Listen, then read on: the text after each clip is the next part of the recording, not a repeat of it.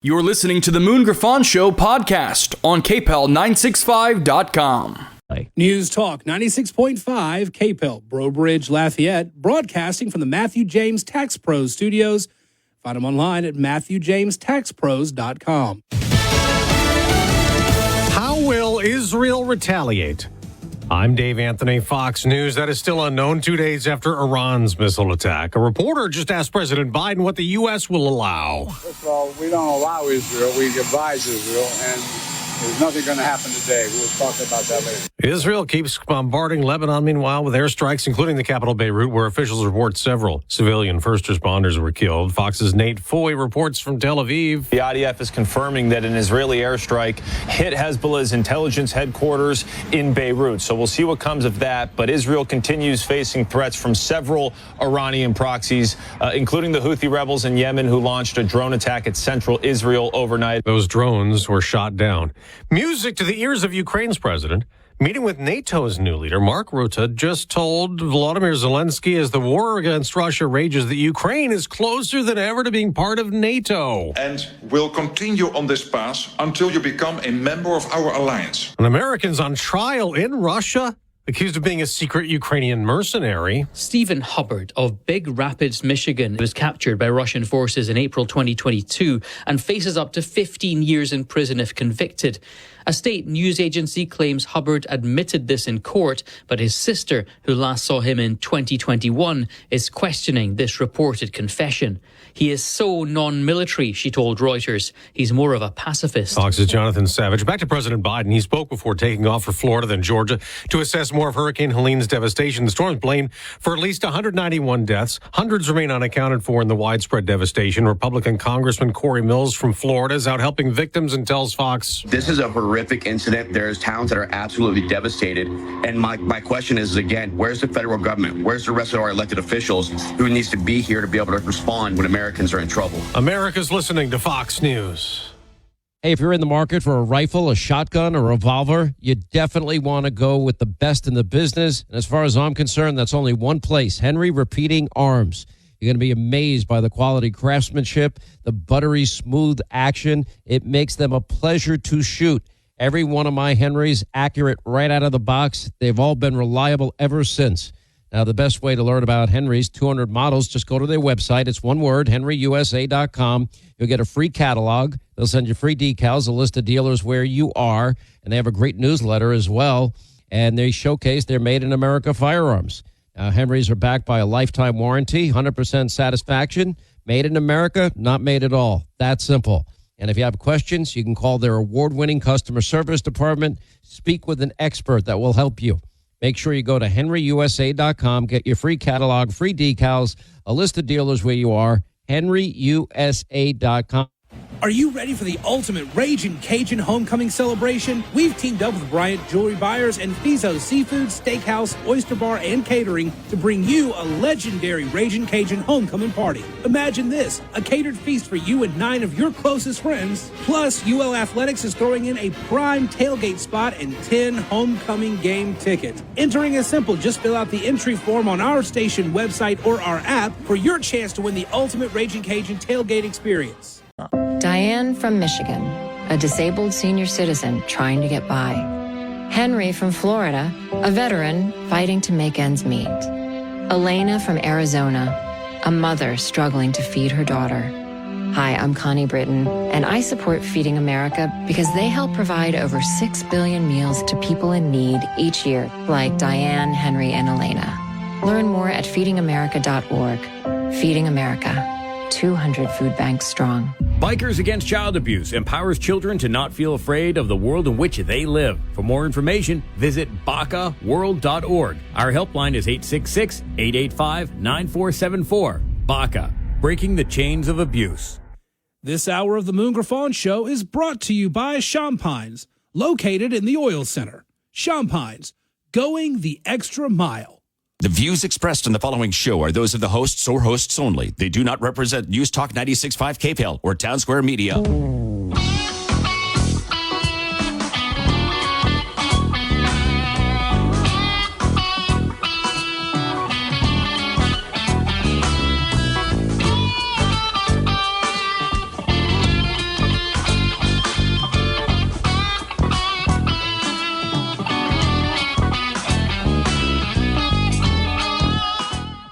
welcome Moon Griffon Show. What a day. Great day to be with you. Friday Eve already on the Moon Griffon Show. It's always an honor to be with you. We're waiting for the running late, my representative, Junk Mail Julie Emerson. So when Junk Mail gets here, we'll put her in the show and let her. I'm sure she's coming to fuss at me. I just got a feeling she's coming to fuss at me. I fuss at her every year. They got an election. She's my representative, and I get all this junk mail with her picture on it. So I'm sure she's coming to get her time back. Anyway, great to have you with us. 844-766-6607. Matthew James Business Tax Reduction Hotline. And by the way, she's here, but she's officially late. I'm just saying you're official. I even got you in a chair that looks down on me. I'm just letting you know that before I get to her. Then you can defend it. I can't even reach the ground in this Then you can just stand up on the microphone. It's just okay. That's the best we could do on a low-rated budgeted program. All right, before we get to my troublemaker, tonight we'll be in Lake Charles. We'll be at the Riverside Event Center, the Loggerheads Riverside Event Center. I'll be speaking there. There's a big fish fry. You should show up. And there's still some tickets available at the door. But if you get a chance and you want to come out and have some fun with us tonight, it's a big Republican event. I'm looking forward to it. I don't know why they invite me to these events, but I'm getting ready to go have fun. You're not coming to my fundraiser. Well, I don't get asked. So anyway, tickets are $40 a piece. I don't know if there's any tables available anymore. But anyway, we'll be there tonight. Looking forward to it. It'll be a lot of fun. More on that a little later in the program. Well, you made it. I mean, but in all fairness, now I had to mess with you. I was sitting out in the lobby. I was waiting on you to come get me. They locked the door because I guess people are trying to get to you. My producer came get to you. They did put bulletproof windows in this building. No, that is a fact. Mike Grimsey was doing something to the windows one time, and I said, "What are you doing?" He said, "I'm putting bulletproof windows." They said, "Because of people like you." And he just laughed and walked off, and I thought, damn, is it that bad? Anyway, no, Moon, look, before we get started, there's something I have to clear up. Yeah, I know. I figured you did. Well, because the other day, Moon likes to pick on me a lot, like literally all the time. Most people, when I run into him, they're like, does Moon like you? I can't figure out. I'm like, it's a love-hate, I guess. I'm not really sure. I voted for you every time. How about that? Oh, I appreciate that. Thanks so much. I voted for you every time. Thanks so much. Okay. Now, there wasn't much competition, but I voted for you. All right. So I got to clear this up. So the other day, Moon's on here talking about, you think this person, that person, you think they're supporting Trump? You're talking about Bustani. Oh, I know what you're going to go to. And I texted him and I said, just so you know, your state representative is 100% behind Donald Trump. And so he talks about it on the radio, but he's picking on me and he's like, well, she's thinking about it. She's in between things. She's hemming and hawing. And I'm like, Moon. And of course, I was joking. People are going to think you're being serious. So I just I'm not trying to flex. I just brought my favorite picture of me and Donald Trump to show you. I know. I see it. 1,000% behind him. Julie. Honored to be a delegate to the convention. Julie, I was joking. But you are right. Somebody did tell you. No. I know you were joking, but all your listeners might not know you joking. So I just wanted the good people of Louisiana to know. Now, you know good and well if somebody was really getting on you, I would fight for you on that one. That would not be that hard. Anyway, I do appreciate you coming by. And you wasn't running late. She called and just said, hey, I'm on two wheels cutting corners coming. And I said, well, just take your time. I did take your time. And I got here at 9:05, just like I said. No, but you didn't get in the studio to 9:07, and that's a minute late. That's because you got the bulletproof security, and people won't let you. And you can't get in the back without a security card. I mean, it's ridiculous. Exactly right. I got my 357 right here, so we're good to go. All right, Lord. now I really don't have that on me, but that don't mean it ain't close. I mean, you can. I know you can have it on you if you want. I know I can, but just for company matters, I don't know what their policies are on that. So I don't. Somebody gonna do exactly what I did to you and say, call up Town Square and say, Moon's got a gun in the studio. You don't know the Town Square media policy. No, because I'm not officially work for anybody. Okay. I'm not an employee of anybody. For 31 years, I've never been an employee. Matter of fact, I officially work for you because you live in my district, so that's scary. A matter of fact, I'm nervous. As I tell people this, they don't believe it probably when I say I've never received a check from a radio station for doing a program, not one ever. I'm not going to say remotes or something from a customer, but I'm talking about actually a salary, not in 31 years. And some people would say, I wouldn't pay your ass either. I mean, I'm about to say the other funny thing is I'm saying that I work for you, and so you're probably going to immediately want to cut the budget by reducing my salary. No, what I like to do is get paid. Since you're working for me, I want to get some of the benefit from it. All right, Julie, so you had a chance to listen. I'm trying to give you some money back, giving you an income tax cut, man. Well, I do, but I when y'all can talk to me about spending cuts, I'm ready. Let's do this, though, because you head up the Ways and Means. Mm-hmm. Okay, so that's an important, really important position you got. So, and it's the committee where all the tax reform bills will be going through. Okay, we also had Philip DeVilliers on here 3 or 4 weeks ago. Philip did a great job, and I told you before publicly, and I told him that. I'm glad that you were nice to him. He was. I couldn't help but to be nice to him. I think he's done a good job. He's a nice guy. And and I will tell you, there's areas that I think the governor's done a great job, and there's some things she's done really good.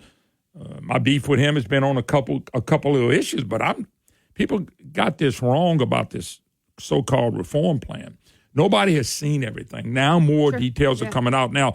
And I said this before, I like Richard Nelson. Richard's been on my program many times. I think Richard did a poor job of selling it on the information that he was maybe only allowed to say. So as I went through the plan, and I had Jeff on yesterday for a whole hour, and I appreciate him coming on. The whole drive to Baton Rouge. I know, but I appreciate him coming on because he's always welcome like everybody else. I don't have a beef with the plan. He brought up the point of all the good stuff. So I'm going to let you, because I really didn't know the angle you wanted. I really didn't. I just said, come on. But you can tell me what the good stuff is. And we want to know the good stuff. But then I got some questions. And as a host like I've been for 31 years, I'm always going to have questions. But it don't mean I'm mad or upset. I'm not trying to kill anything. I'm not. No. I just want to know what's going on. And I appreciate that because right now, look, for the last few months, we've been having some small group meetings, going through different policies, looking at other states, successful states, what they're doing, trying to put together a plan. And I think, in fairness to Secretary Nelson, I think the reason that he was a bit vague on it is because it was still in flux. We were going back and Remember, forth. I just said that. I thought maybe he didn't give out enough info when they're going, whoa, what about this? So now we're in the phase of, okay, everybody kind of decided this is the jumping off point. This is the starting point. And I really applaud the governor because he wants to get things out there in front of legislators, in front of the public to start getting feedback. So, look, by no means is this going to be definitely the final product. Obviously, it still has to get the votes in the legislature, and some of them will be 2/3 votes. But this is a starting point. And look, we have a governor right now who wants to get in front of things. I mean, this is his first year in office, and we already tackled major criminal justice reform. Went through a couple of special sessions, a regular session where we went back and did a lot of things that kept getting vetoed under the last governor. And so, look, I think that we've started strong, and I mean this is going to be a new challenge. It's just so you nobody's dealt with this. By the way, nobody's dealt with what y'all dealing with. I know you think a bunch of politicians sitting around. We just love to sit around and think about how to tax people, but it's basically the worst thing to talk about because nobody wants to talk about how to tax citizens. I mean that's terrible. Nobody really wants to tax citizens. Anymore. So, I mean, like in general, I mean, it's not a fun thing to talk about, right? But when I think you look at all these other states and how they're succeeding so much, like a North Carolina, like a Texas, like an Indiana, Arizona, they've all done tax reform recently, gone from the bottom 10 to the top 10. I think that's what we want to do for Louisiana. And look, when we were talking about this, the tax foundation kept coming up, and I know the governor mentioned it yesterday, and I kind of laughed and I said, guys, John Q. Public doesn't know what the tax foundation is or really care what they are. But here's why they should care, though. Those are the rankings that businesses look at to rank our state for best places to do business, best tax climate for businesses. And the thing is that, a lot of times as Republicans, we get accused of, y'all are just trying to give big tax cuts to corporations. That's not the case. We're trying to get the corporations that we have in the state on a level playing field with our states around us. We have a 7.5% corporate income tax, which is the highest in the Southeast. Mm-hmm. The next is about 5.5%. We're trying to get to 3.5% by trading off some of those tax credits where it's more fair and more equal and not picking winners and losers. And the reason that tax foundation ranking is so important is because it's the thing that's going to attract more businesses here. And if we want to get to a point of getting to zero income tax, we've got to attract more businesses, which attracts more people and keeps our people here so that our population's not declining. I mean, we want to get to that point of having the choice of going to zero income tax. But, right now we've got to get our state in a better position to be able to get more people here to do that. Yeah, what part that and Jeff talked about it. What we like is all the revenue stuff we're talking about, and so I can't argue with lowering my income taxes. Sure, I can't. I asked Jeff the question, and I said, when will people start feeling it? He said January 1st. He said as soon as you get a pay raise, if we can get done what we need to get done in the special session. Yeah, that's the need for the special session. Yeah, they'll feel that the first check they get in January. Right, because if we do it in April in the regular session, then it's not going to take effect until the next January, just because of how the tax structure is set up, that it goes January to December as far as taxation. So, yeah, no, I agree. I mean, we need to do that. I think there's also a couple of constitutional matters that if we want to try to get those on the ballot in March. But seriously though, let's talk about the spending side too, because I know that you guys got a little animated on that, and I think that as I listened to the governor talk about it. And he got a little excited about some of the stuff that we did this year. But I think that what you got to remember too, though, is first of all, obviously the governor's the first one who proposes the budget.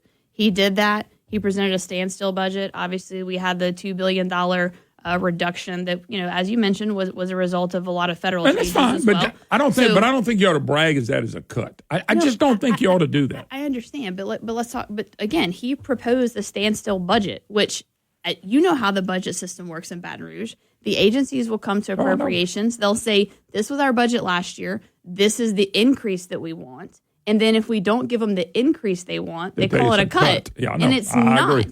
So, if you talk to our mutually good friend, Brett Guyman, he'll tell you, man, if we could just have 5, 6, 7 years of 1%, 2% growth, if we can keep it around 2%, man, that would totally transform the state because it stops the continual growth. Because, of course, there's natural growth with inflation. There's constitutional requirements as far as funding the MFP that we have to increase every year. And so, look, I think the governor's hesitation on talking about cuts is what he wants to do from the inside out is say, I want to get my people in place.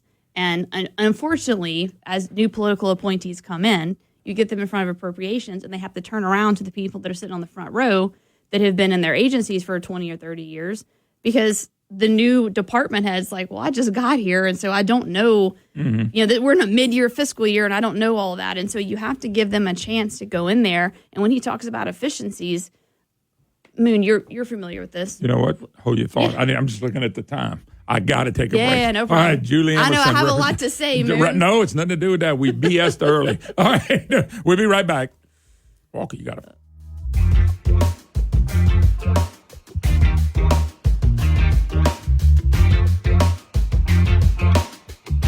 When you think about how you'll spend your money in retirement, what comes to mind? Probably travel, sunny beaches, and spoiling your grandchildren?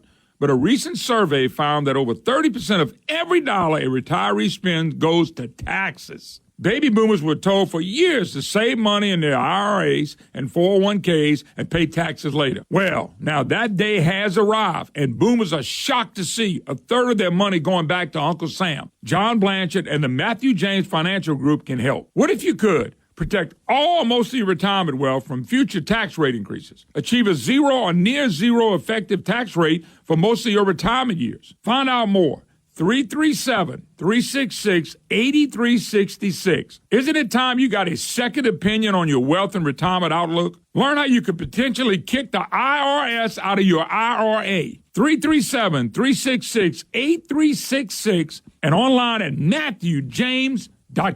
Louisiana is unique. The food, the festivals, even the bugs. It's termite season. Did you know termites are responsible for over $1 billion worth of damage in Louisiana alone? For over 60 years, J&J Exterminating has been shielding homes and businesses. 100% guaranteed against termites, pests, and mosquitoes. Louisiana-owned, customer-focused. J&J Exterminating. Call him today, make the pests go away.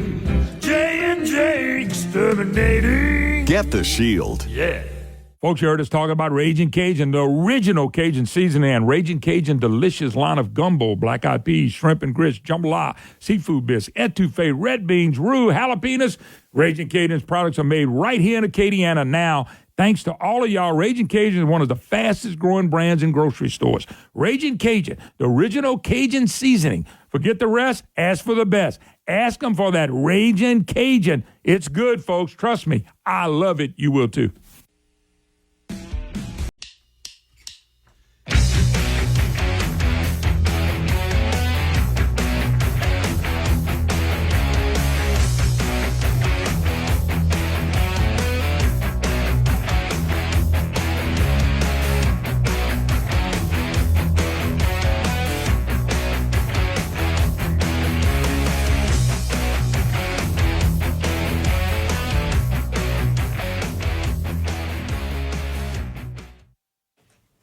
Hi, y'all. Welcome back. Moon Griffon Show. Great to have you back with us. 844-766-6607. It's going to be a short segment.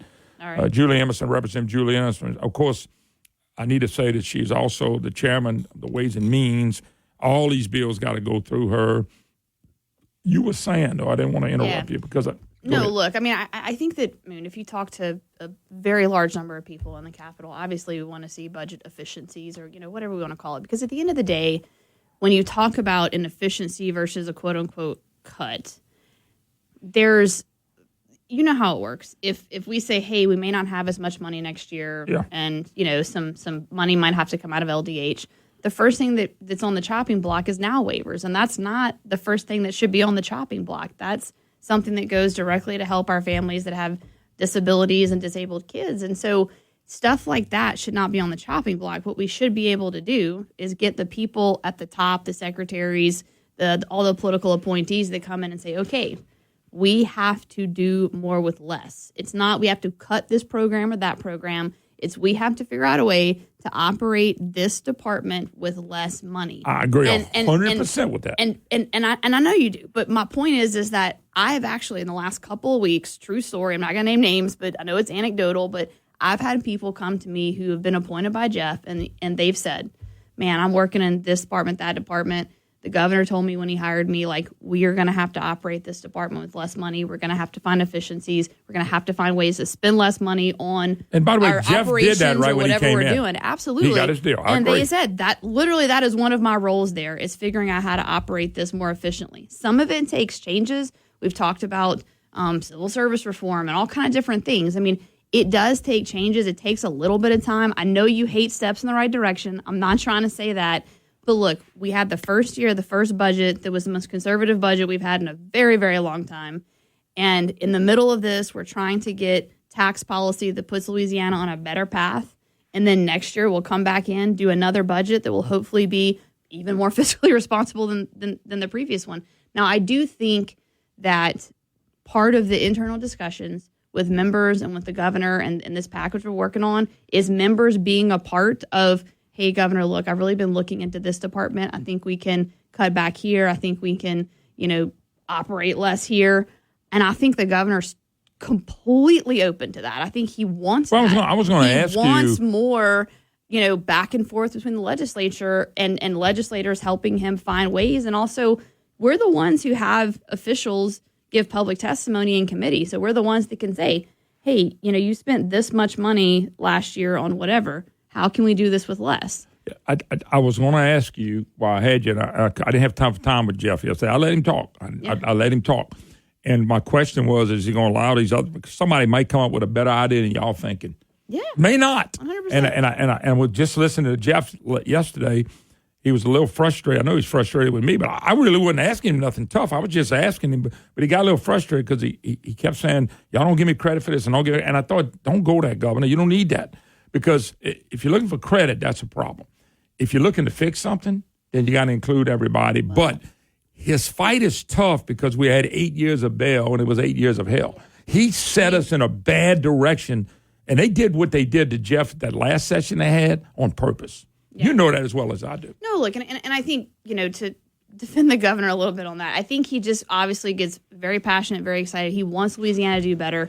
Once we saw what these changes were going to do to our rankings and how it was hopefully going to attract more business and industry here to create more jobs for our citizens, because we want our kids to stay here. We want our kids, grandkids to stay in Louisiana and have better opportunities. When we get back, because I'm getting ready to take a break, I want to talk about spending.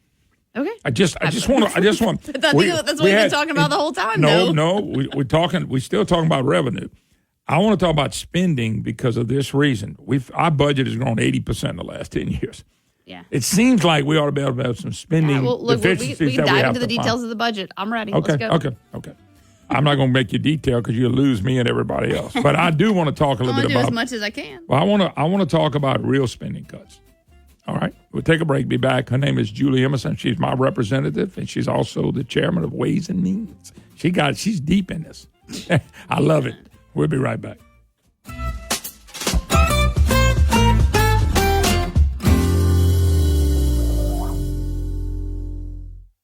With 5 locations, I always make it a point to visit Superior Grill.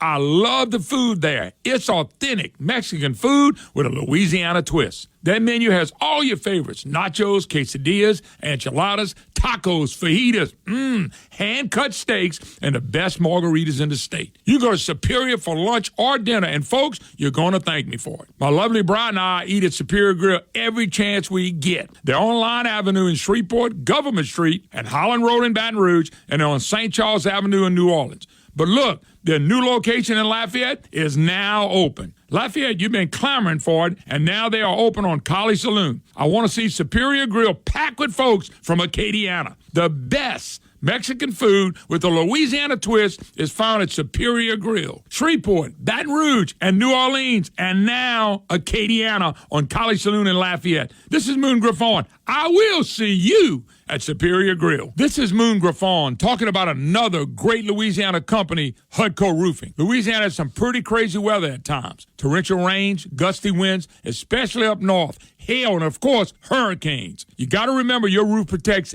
everything, you and your family and most of your possessions. And that's where Hudco Roofing comes in. These folks aren't just your average roofers. They're the #1 roofing company in the state. Whether you need a repair or a brand new roof, Hudco Roofing has you covered. Hudco is a CertainTeed Select shingle master and takes every roof all the way down to the decking to make sure there's no hidden damages. Hudco Roofing is also a state certified installer of the Fortified Roofing System, and that's a big deal, especially during hurricane season. Hudco specializes in residential and commercial roofing systems and coatings. Anywhere in Louisiana, you can get a free roof inspection and quote from Hudco Roofing. So go to HudcoRoofing.com. This is Moon Griffon. I trust Hudco Roofing of Louisiana, and so can you. Champagne's marketing. Have you noticed bad behavior has become normalized at interscholastic athletic events? Some fans seem angry. They lack civility toward one another. Some even get aggressive and unruly. Time out! What is going on? This has to stop. Let's not forget, school sports aren't just about winning. And they're definitely not an excuse to take your frustrations out on the official or the opponent. They're about teaching lessons like perseverance, respect, and empathy, so students can learn and grow as people, not just as players. We all have a role to play in setting a good example for our students and teaching them these important values. So fans, it's time to step up your game and behave positively at interscholastic athletic events in Louisiana. This message presented by the LHSAA and the Louisiana High School Athletic Directors Association. You make sure his toys don't have any sharp edges. You taught her what to do when the smoke alarm goes off. You do so much to keep your child safe. But are you using the right car seat for your child? Car crashes are a leading killer of children ages 1 to 13. Protect your child's future at every stage of life. For information on the right seat for your child, visit safercar.gov/the-right-seat. A message from the National Highway Traffic Safety Administration and the Ad Council. This hour of the Moon Griffon Show is brought to you by Champagne's, located in the Oil Center. Champagne's, going the extra mile.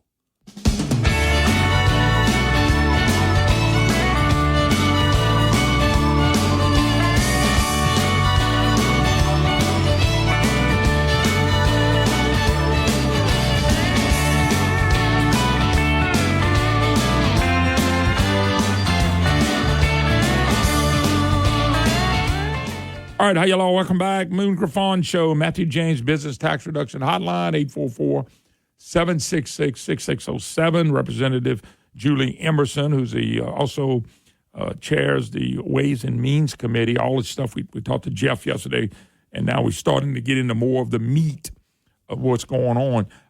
One of the things that, and I'm going to use Ernst Palmer on this one. Yeah. Ernst Palmer said, Houston, we have a spending problem. Yeah. He says we have to, the most important thing, the most detailed thing of all the stuff y'all doing is restrain government spending. Now, this is on his plan. Yeah. This is not anything to do with y'all plan. No, but why? And then he said 80% of the last decade has grown by more than 80%, and yet families hadn't grown that much, and we got out migration. So why can't we cut? I want you to explain it to me. Why can't we cut $500 million out the budget? I'm asking. $500 million? Well, let me give you an example. Okay. The 0.45, let's just use $500 million. I think it's a little less than that. That's a tax that never should have been on us. Now that we got it, and I know, and Jeff talked about yesterday explaining, we can get the income tax down if we can keep the 0.45. Okay, I get it. But that $500 million should have never been put on us, ever. That's what I mean. Well, I didn't vote for it at any point. You didn't at all. No, because if you would have, that would have been the first thing I'd have said. The 1 cent ought to 0.45. And the 1 cent was the problem, by the way, because now we say, we're going to just cut it to 0.45. So my question, why can't we find cuts in a $48 to $50 billion budget? Well, and again, a lot of times whenever people are talking about quote-unquote cuts, a lot of times it's just curbing the growth. I'm talking about real cuts. So, and look, I understand. I mean, I kind of use the example of, these agencies coming up saying, we're going to have to cut this super vital program, stuff like that. But look, I think let's talk about the budget as a whole for a second. So, this. Unfortunately, we didn't get to go to the Constitutional Convention, so we didn't get to free up some of these funds because we are, and I'm really not trying to complain. It's just a reality that unfortunately we're a little bit handicapped and handcuffed to the fact that we're not able to access everything. Dedicated we can money. Actually look at dedicated you have money. Constitutionally dedicated funds, you have statutorily dedicated funds. And so really the only part, of course, total budget right now is around $50 billion. And so when we're talking about $500 million in cuts, people are like, y'all got $50 billion. But only $12 billion of that is state general fund. But the state general fund is grown, Julie. It's grown. I agree. I'm just explaining right now. Okay. So you have the state general fund that right now is around $12 billion. It has grown, absolutely. But then when you get down past that, the only part of discretionary funds, after all the constitutionally dedicated funds and statutorily dedicated funds, the legislature only has about $3 billion. And so that's why when people are talking about, y'all only always want to cut healthcare and higher ed. Unfortunately, those are the two things that are in discretionary funding. There's two parts of the state budget. There's the $12 billion, but there's another part of the state budget too. Fees and all that stuff that come in as well. Yeah, I mean, so how much is that? How much more is that? I don't know the number on that because most of those like self-generated fees just go directly to fund the agencies like Office of Motor Vehicles. But isn't that is it $12 billion? Is it $4 billion? Is it $2 billion? I mean, you have I'm sorry, I don't have the number on that. But I mean, that's broken down by. And in fairness, I'm the chairman of Ways and Means, not Appropriations. I don't think it's fair to say it's only $12 billion when there are also fees and stuff that are generated that the taxpayers produce. No. But that's almost part of a statutorily dedicated fund. Because usually those fees are dedicated to funding whatever agency imposes them. So I'm not arguing with you on that. But it's still, before Godson, he implanted this in my brain.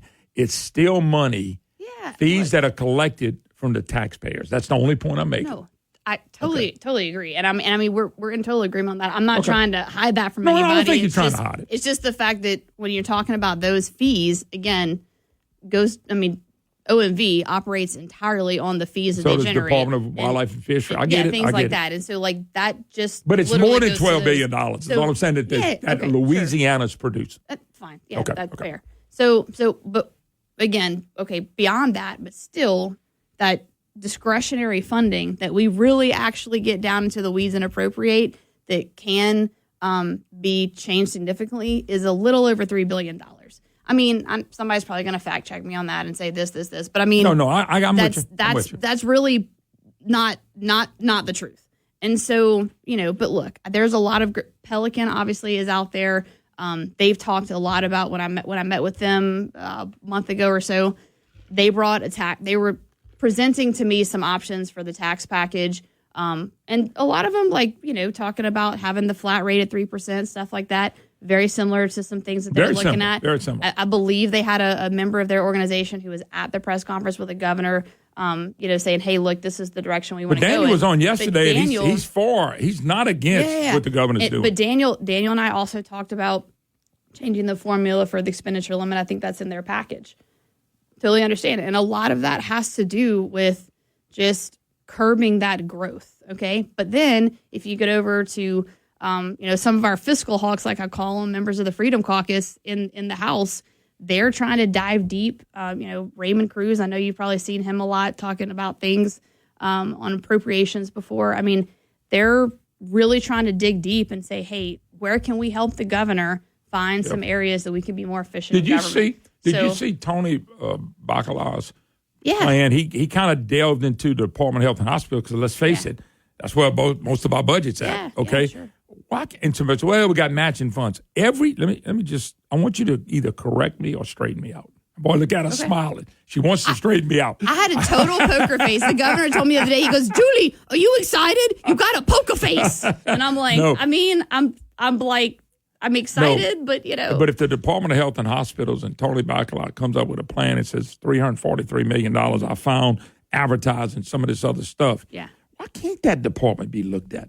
Why can't it be scrutinized? look, Because you Moon. said, I'm not trying to cut any old people out of none of that. I'm saying there's got to be some waste because that's where the money is really loaded. And I do have to give, I mean, I'm not trying to say give them credit, but like, I got to give credit to people like Tony, Raymond, a lot of my friends that are on appropriations, that are fiscal conservatives. They have been holding the feet to the fire on LDH for a very, very long time. This is not the first time that you've seen Tony say stuff like that. And that's the kind of stuff that legislators have to be empowered, and I think they are by this governor, to go onto the Appropriations Committee and say, guys, you've spent, now, in fairness on some of that, unfortunately, I do think a lot of that was federal grant money that we can't necessarily cut. But I believe some of that $100 million in the advertising was the $240. That was something having to do with a nursing home payment, I believe.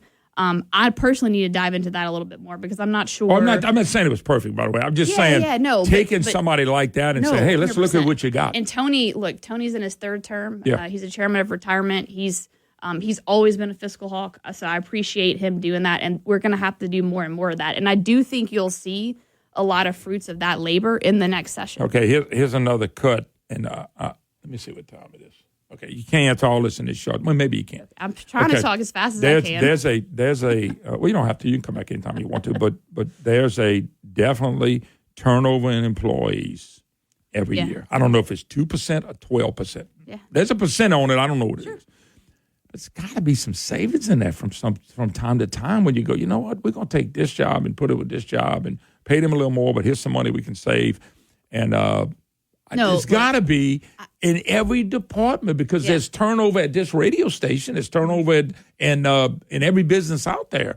Why can't that be looked at? Because I still think we have way too many state employees for the size. Remember, we're losing people. Services might cost more now, but we're losing people. We're losing people leaving the state. Yeah. Why ain't that a focus?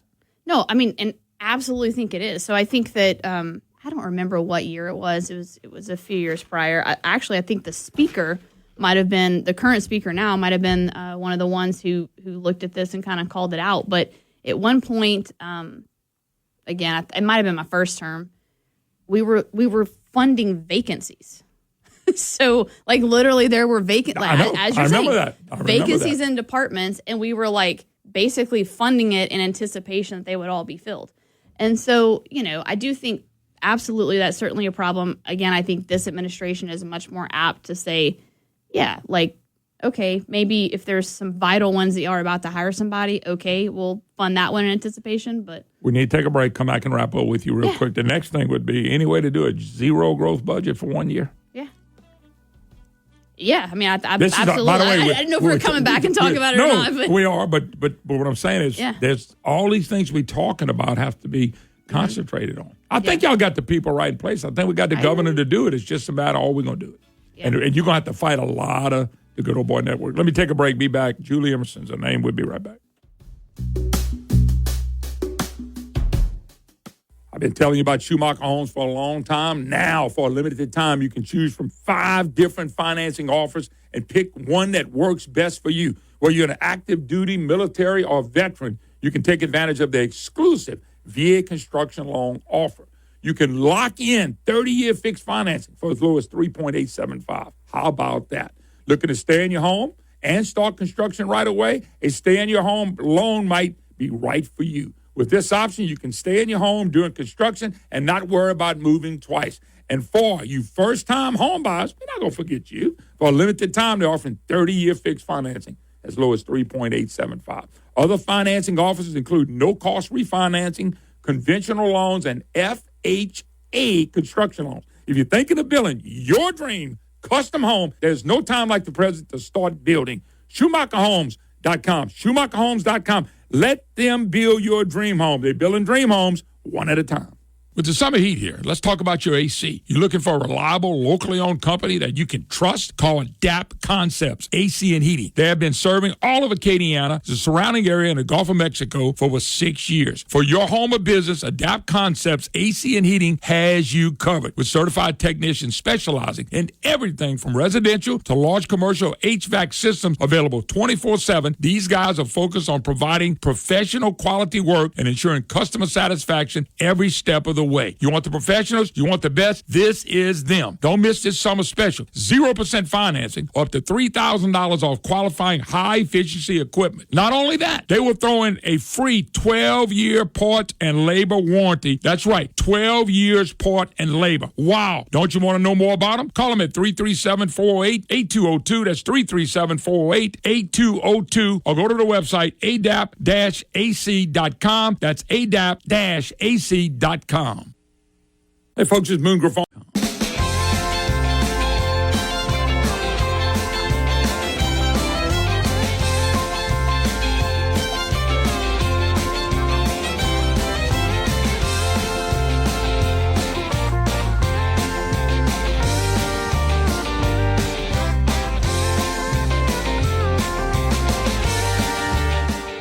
Hi, hello. Welcome back. Moon Griffon Show. Great to have you with us.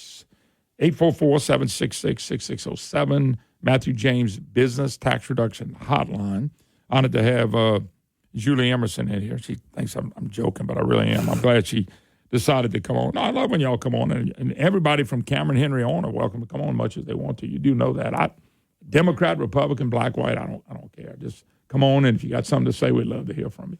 And you're talking about something serious. So the governor's going to call a special session. Y'all got the dates yet? Probably sometime around like election after the election, before Thanksgiving. Okay, that's probably. And you're looking at what, 7 days, 5 days? No, I think it'll. Couple of weeks. I think we need at least a couple of weeks, just because I know there's going to be a lot of up and down. How much, Julie? How much since you're there? How much has got to be done before you call a special session? I'm talking about in general, in the past. Do you have to know exactly? Do you count votes before you ever go to a session? I'm just curious. To some extent. I mean, I think that when you're talking about something like tax reform that many have tried and many have failed before, but this is something we have been working on for several months. Like I said, lots of different meetings, bringing lots of different people in. Now, I mean, and look, I really the governor is going about this the right way. He really is. He got out there early with the package.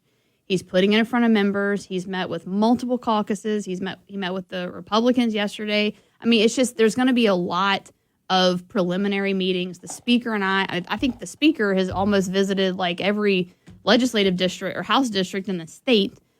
He's had multiple meetings. He had a meeting with the chairman a couple of weeks ago. I mean, there's just been a lot of communication, which is so different from what I'm used to the last 8 years from leadership. But there's been so much communication, and it's like, okay, like members have this now. Every single member of the legislature, House, Senate, Republican, Democrat, everybody has the plan, and now we're looking for feedback.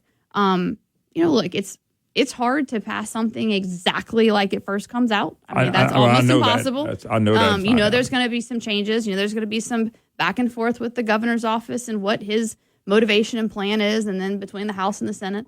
So, look, I mean, I think we have a long way to go, but I think we're about halfway there.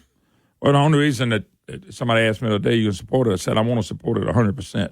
I said, And there's bigger reasons than the fact that this is perfect or not. Yeah. And that is, I'm sick of the media, the devil's advocate, and these people winning. I am. I'm sick of them moving agendas like they did for Bell Edwards that really hurt this state and set us back. I'm sick of the good old boy network, the mixture of Democrat and Republican. Some of them are business people and government people, and they are making off like bandits while we're losing our kids. And I'm sick of the system winning. And if we don't change, those three things right there will continue to be the same, which means the state will stay the same. Yeah. They will stay exactly the same. And my fear of this plan, you ready, is that we pass some of it, it's watered down, and watch this. It ends up being a tax increase because we didn't get everything we needed to get out of it. No, and now, look, I know that sounds horrible, and you're going, oh, my God. I'm just telling you my fear because there is a system to protect in the state of Louisiana, and I can watch the elected officials without naming some today because you need them to vote with y'all.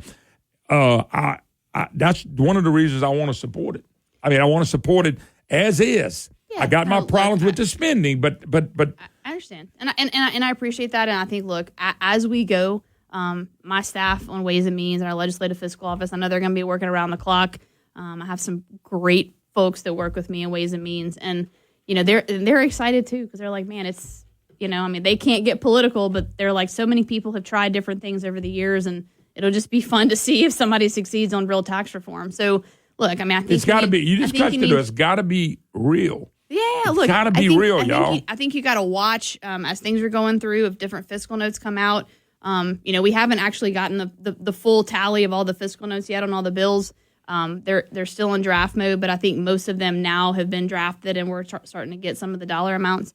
But look, when you make a lot of changes, sometimes you may or may not necessarily know what the total end result's going to be as far as dollar amounts, because a lot of it's projection. But I will say this, like, my hope and desire is that this puts us on a better path. The economy starts getting better. We do start bringing in more money. And so that way in a year, the next year, we can continuously lower the income tax rate to try to get down to being competitive and zero with our neighbors. You can't tax your way to prosperity. The way to bring in more revenue is get these businesses booming. No, absolutely. And when the businesses 100%. Boom, you bring in all the revenue you need. Now, I didn't say all you want, and that's always been the problem. The $2 billion budget deficit, which I still say was the biggest lie ever told by Bell Edwards and Jay Darden, I believe it was about $1.1 billion in the hole, and the other $900 million was what they wanted. Yeah. And they got it. And that frustrates me that they were able to run on the $2 billion budget deficit. If you can prove there was one, please do, because I have nobody. Zero Zizarang was supposed to come. And who was the latest one that told me? Oh, Tyler Bridges. Tyler Bridges said right over there when he was doing a story on him, I said, I need to look into that. Well, that was back in June and July. I want Tyler to do that. I want to listen to you and Tyler on the radio. Like, that would really make my day. Well, I made him get on for a few minutes. But I want Tyler. He came on the show? Well, he did a story on us back in July, so he sat right there. So in the last part of the program, I made him sit there and talk about it. And but he said, I'm going to look into that. Well, Tyler's in the line with everybody else that never got back to me. And I want to be wrong on that, by the way. Not right, but I don't think I'm wrong because nobody showed me what it was a $2 billion budget deficit. Yeah.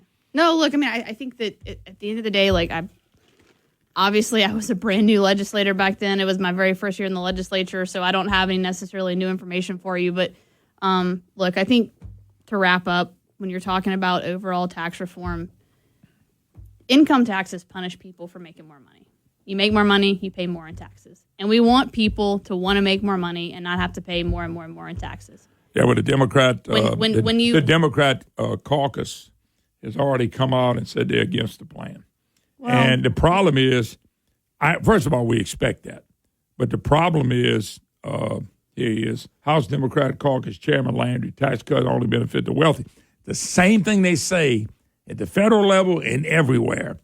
Everywhere they go, they say the same thing. Yeah.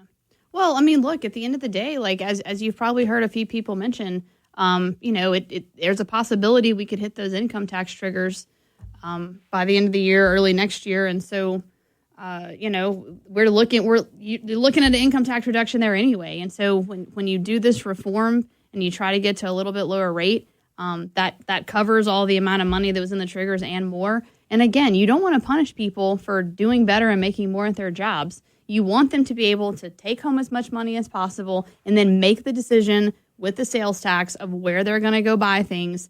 And, look, when we're talking about things like groceries, obviously we didn't remove that exemption. You're still exempt on the basic needs. But when you're talking about wants and extra things, we want you to be able to make the decision of where you spend your tax dollars by using it in that way. And we got to attract more businesses, like you said, to improve the sales tax base and get more people to Louisiana. I'm going to go back to a guy I have no respect for. Okay. James Carville. Okay. No, I came up with it. Remember he said it's the economy stupid? I came up with it before you was in there. I sent plaques to everybody. It's the spending stupid. Okay. And I sent that to every legislator, and the governor at the time, I think, was Mike Foster. And I put, it's the spending stupid.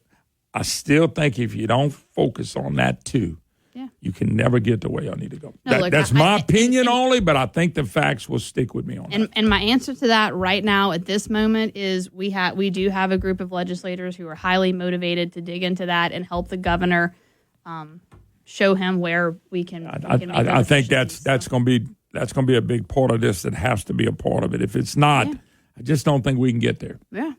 We cannot get there on the revenue side. I just don't think you can get there. But let's wait and see when everything comes out, because like you said, a bill may come out. You may have to tweak some things. It may come out totally different than we thought. Yeah, but look, we can do those things simultaneously, but we have to address the tax structure as well, because if we never get to a better structure to attract businesses, then we will continue to be an incredibly poor state. All right.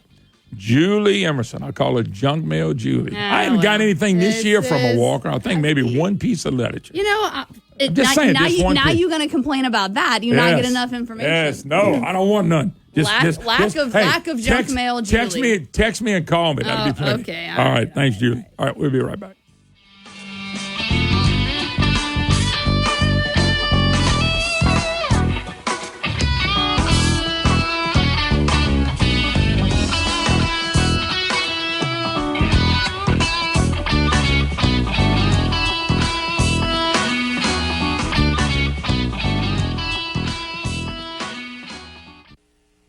John Wayne Prater. News Talk 96.5 KPEL, Brobridge, Lafayette, a Town Square media station, broadcasting from the Matthew James Tax Pro Studios. Israel urges more residents to evacuate in Lebanon. I'm Dave Anthony, Fox News, as they keep up the airstrikes. Our war is not with the Lebanese civilians. Our war is with the Hezbollah. That's what an Israeli soldier tells Fox's Trey Yingst, who was embedded with their troops inside a tunnel in Lebanon. Since the 7th of October, they've been firing almost 10,000 rockets at Israeli civilians. Unlike them, we do not target civilians. We target terrorist infrastructures. An estimated 1 million Lebanese civilians are displaced from their homes. And as Israeli strikes against Hezbollah tick up, so does the death toll among the civilian population. The last thing I expected is that our building will be struck, because our building has nothing. It's all civilians inside. This man says at the funeral of his wife and daughter. As for Israel's retaliation against Iran's missile attack Tuesday, President Biden told reporters this morning it won't happen today. And he reports progress on talks trying to free Hamas's hostages in Gaza. I'll tell them before I tell you. He spoke before going to Florida, then Georgia, to assess more hurricane devastation the day after touring North Carolina, where this couple tells Fox. I've never seen anything like this before in my life. We've tried to find our friends. We can't. We don't know if they're dead or alive. Hundreds of people remain unaccounted for. 191 confirmed dead in 6 states. 10-foot flood hit this area, and everything is pretty much covered with mud, and chunks of the roads on streets here are gone. That's Fox's Steve Harrigan in Swannanoa, North Carolina, outside Asheville. Now, the White House has sent 1,000 active duty soldiers to the area to help with food and water distribution. But when you talk to people here on the ground, they're not getting much help. What they say is the only real help they're getting is neighbor helping neighbor. And there are still about 1 million power outages, Florida to Virginia. America's listening to Fox News.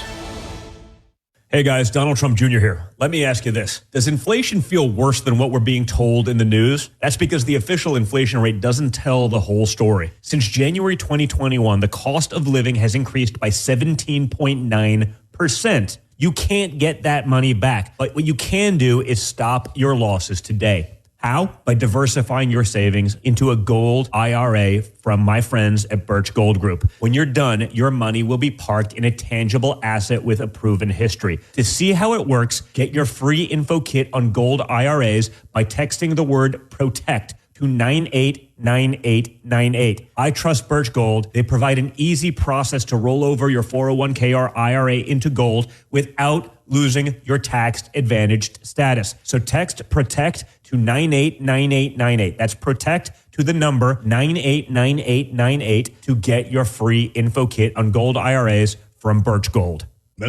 Court-appointed special advocates, or CASA, are specially trained volunteers that help secure safe homes for abused and neglected children. Don't let these innocent victims slip through the cracks of our complicated legal system.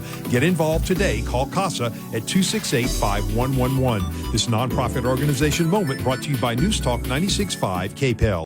Get ready for something fresh and exciting with the Josh Guillory Show.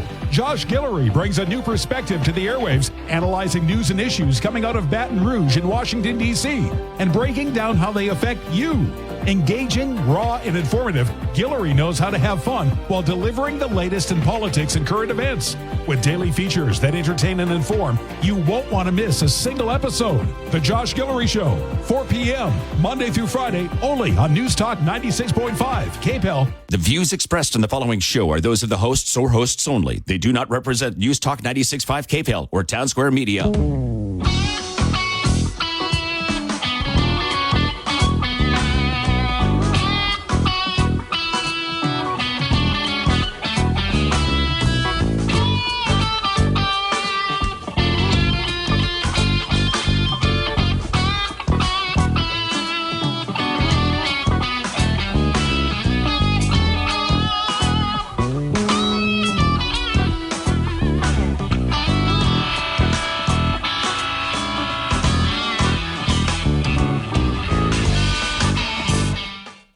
Hi, hello. Welcome back. Moon Griffon Show. Matthew James, Business Tax Reduction Hotline. If you'd like to be part of the program, 844-766-6607 is the number. If you'd like to be part of it, you can always email me, moon@moongriffon.com. A lot of stuff to cover in these next couple of hours. But let's go to Miss Pam Magoo. Big event in Lake Charles. And Miss Pam, how you doing? I'm doing great, Moon, and good morning to you and all your listeners. Well, yes. So let's. I'm speaking at a really nice event. It's going to be casual, which really makes me happy. Yes. but and there's nothing like a good South Louisiana fish fry to make a man happy. I got to tell you. That's exactly right. It's going to be a great event. It's our Republican Roundtable featuring you as our guest speaker, which we're all very excited about. And it is tonight. It's going to be held at the Riverside Event Center, which is part of the Loggerheads complex. And everybody in this area knows Loggerheads.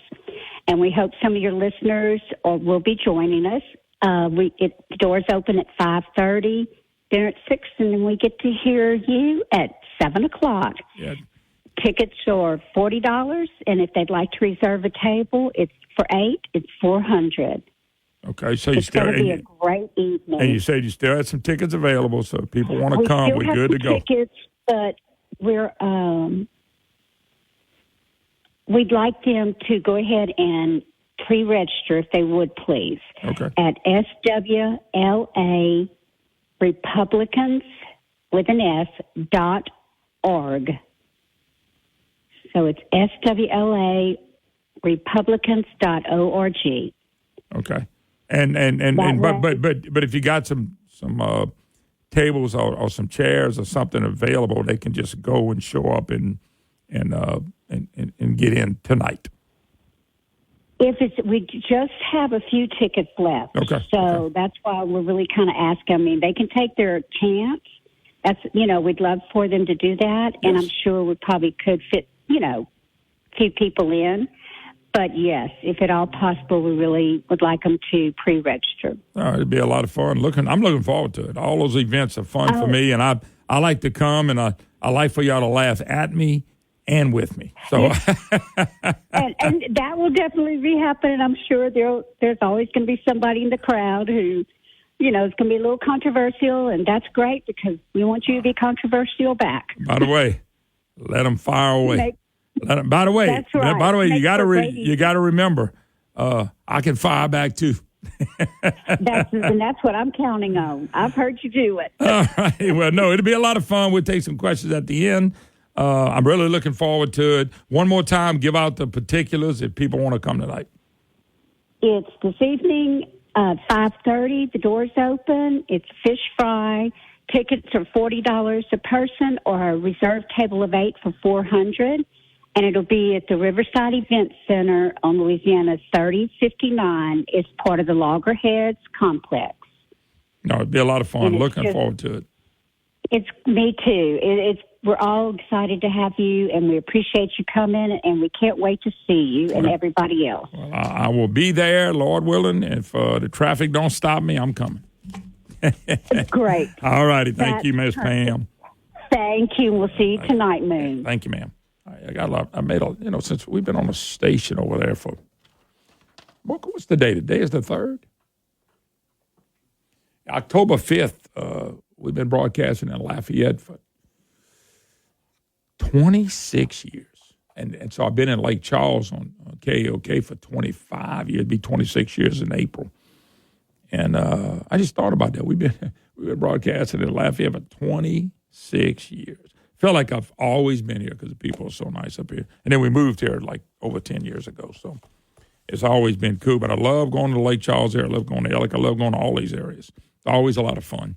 And I get to meet people and see people. And apparently, somebody wants to ask me some tough questions when I get there. So that's what I keep hearing. So, boy, this would make it a lot more fun. Make it a lot. I just hope they're ready to answer a few of mine. Somebody fires something at you, I have no problem. But I'm a little different cat. Well, we grew up when you got fired at, you fired back. Just how I grew up. So maybe it'll be a little bit of fun. Maybe it'll be some fireworks.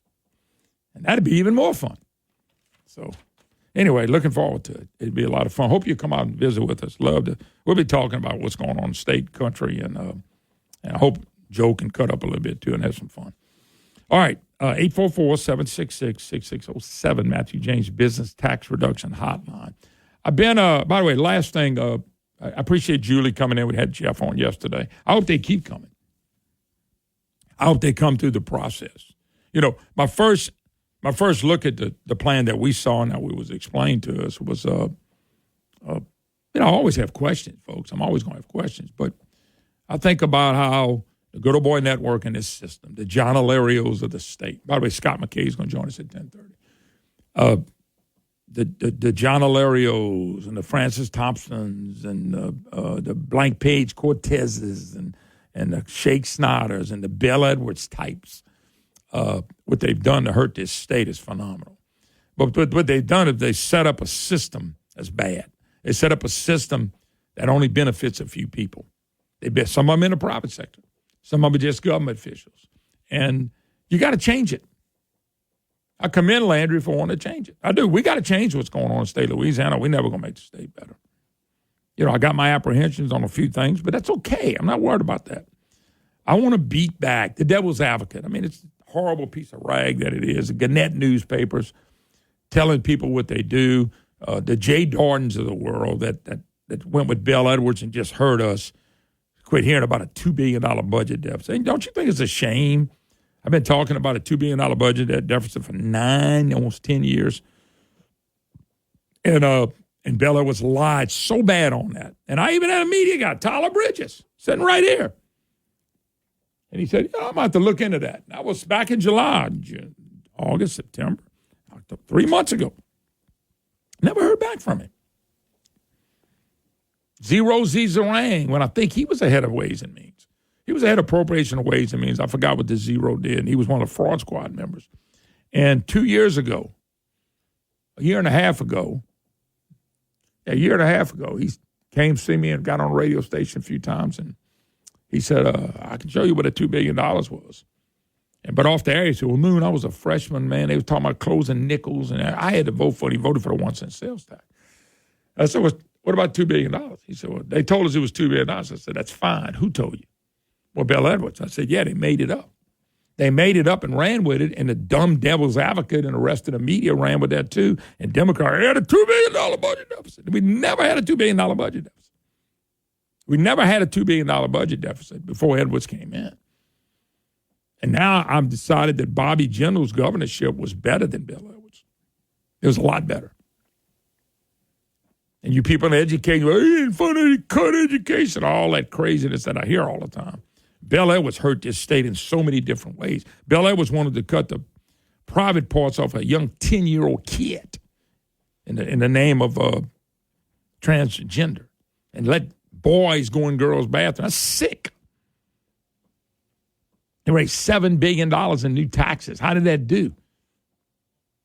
Spent money like we've never had, and not to mention all the federal money. The Medicaid expansion locks in more people on guaranteed that they're going to depend on the government. He took an economy down to his knees. The out-migration, go back and look at it. Don't take my word for it. Look at the census. 2016, the out-migration started picking up. Jindal and them had out-migration, but nothing near like Bell. Bell gave us help. Yeah, there's an advocate in him. So that's the ones that need to be beat back. We got to beat the system back so the state will grow. So I get what we're trying to do. I do get what we're trying to do.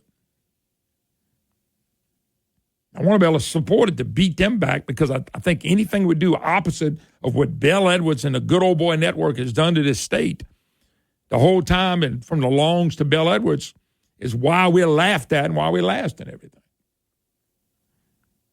So I'm willing to give anything a try. I just am. But I want to make sure we handle this thing with the right thing. I'll say it again, and I'll stand on this. If you're not going to deal with spending, it's hard to deal with anything else. And Ernst Palmer had a piece out in the Avocado, in the Hayride. It says, Houston, we have a spending problem. And what he says is, he's talking about the Pelican Institute's comeback agenda. So they released the next major component of the comeback agenda. Detailed plan to phase out the income tax, simplify the tax code. That's what Jeff's doing. And importantly, you ready? Restrain government spending. The last part is critical. I've been saying this for 30 years. Total state budget has gone by more than 80% in the last decade. All while so many Louisiana families tighten their belt and work harder to make ends meet. That's why any tax reform plan must include real spending reductions and expenditure limits, meaning we can't keep spending all this money. We cannot keep spending money and grow beyond what we can afford to pay anymore. So that's where I'm at. It looks like that's where Daniel Earthpalm is at. We had him on yesterday, and that's true. That's exactly where we are today. All right, let me take a break, come back, do another segment. Scott McKay will join us about higher ed. The crying and wailing in higher ed already. By the way, folks, now we're $2 billion in the hole in higher ed and fixing stuff. We're $15 billion in the hole on roads and bridges. We got an unaccrued liability of $20-something billion. We better do something different than we've been doing because it ain't worked for us. We'll be right back. Oh, Shucks, you've been hearing me brag about Shucks. Been going there for many, many years. Shucks does a great job. If you like seafood, you got to go to Shucks in Abbeville. I'm telling you right now, there's shrimp, there's oysters, there's fish, all fresh every day right off the boat. So if you want something fresh and you want fresh seafood, you got to go to Shucks. Don't forget, if you're having a party, call Shucks. Let them cater the event for you, or you can go pick it up. Shucks, they're waiting on you. If you want a great time and you want great food, you got to go to Shucks in Abbeville. Shucks, they're good. The biggest complaint about solar power is the battery storage. Well, no more. Now, Solar Louisiana offers giant battery storage solutions from the top names like Panasonic, LG, and more. Solar Louisiana will install residential home solar systems with enough battery storage to get you through any outages. And say goodbye to your electric bill, as Solar Louisiana will custom fit a system to your electrical needs. Online at solarlouisiana.net. Your energy independence company, Solar Louisiana. If you've got some projects to do around the house and you need the voice of experience, of local voice, somebody that can help you and knows Louisiana, you need to check out Stein Home & Yard. They're a Louisiana company founded, established here. They've been based here. Their story dates back all the way to 1946. Stein Home & Yard has all the things you need to make your house ready for fall. Great deals on fall plants like mums, as well as all sorts of handy items you need for your house. Need to upgrade your power tool game? They've got great deals on DeWalt power tools.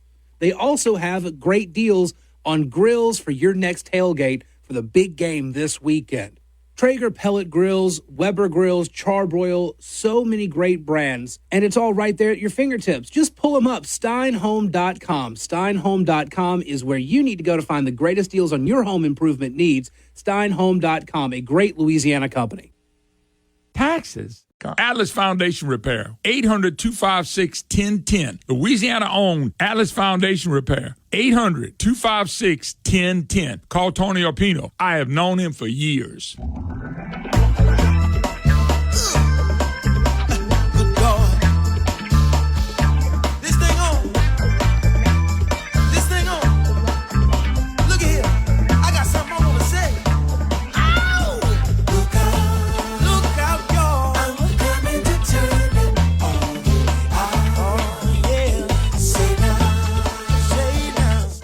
Hi, y'all. Welcome back. It is great to be with you on this Friday Eve on the Moon Griffon Show, 844-766-6607. Always pumped, always ready. All right, one other thing, a couple other little, because I got McKay coming on. We're going to talk a little bit about all this crime at universities, and we got less students and all that. Nobody's paying attention to all that. But anyway, I just pulled up the numbers. Y'all ready? So remember how we say we ought to go back to a pre-COVID budget? You know what our budget was in 2019, pre-COVID? Less than $30 billion. Go to 2023, which was last year, not this year, but last year. It's $48 billion. $19 billion more in just 4 short years. $19 billion more in short year. Now, what we're trying to do is keep up with the $48 billion. We're trying to keep up with the $19 billion too big a budget. Because I don't care what you say, it wasn't all one-time money. And if it was one-time money, then it's really bad because we made it into we need money over and over again. And that's the one thing that's got to be explained. That's a gigantic jump in budget, which has nothing to do with Jeff Landry. He wasn't the governor. I mean, same thing we do at the federal government. I mean, we had $23 trillion worth of debt. $20 trillion worth of debt when Trump got there. And when COVID hit, now we got $35 trillion, headed to $36 trillion. Not on President Trump. Trump didn't want to close anything down. He was right. And so there was somebody just sent me a piece, and it's really a good piece. And I've talked about this a lot because I've learned about it a lot. Debt will bring down a country, anybody, more than anything that you can probably mess with. And so when I read this, next president must address U.S. debt, Moody warns. A credit rating agency reports the upcoming presidential election noted that whoever wins must address tax and spending policies and contribute to the national growing deficit. And folks, if you're going to keep giving away freebies to illegals and giving away freebies and setting up programs that people got to have and you get them hung on it, stuck on it like we do in Louisiana, then it's going to cave in and crash. And nobody wants to believe the crash can happen in the United States of America. Moody issued a report Wednesday on a potential credit risk from the upcoming presidential election. Among the concerns, debt.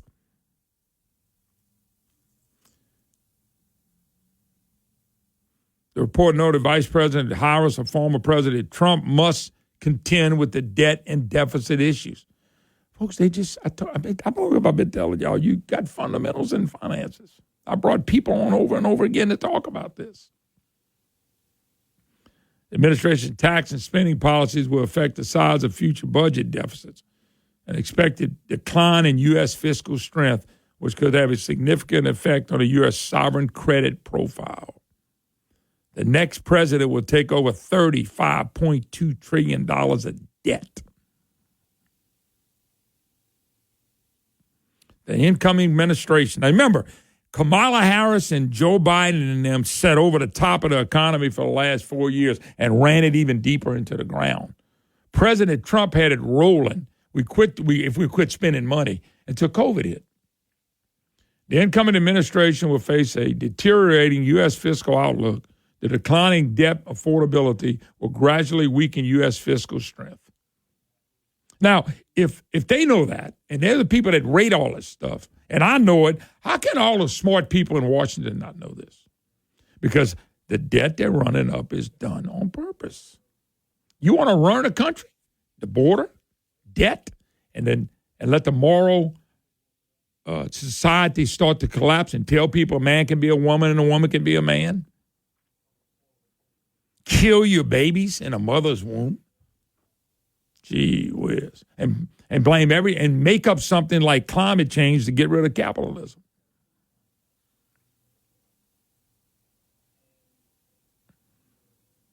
It's just, by the way, none of the presidential candidates, none of them are talking about the national debt, which is really, it's like unbelievable how much that debt has gotten out of control. But see, most of us don't feel that yet, but you really do. You just don't understand.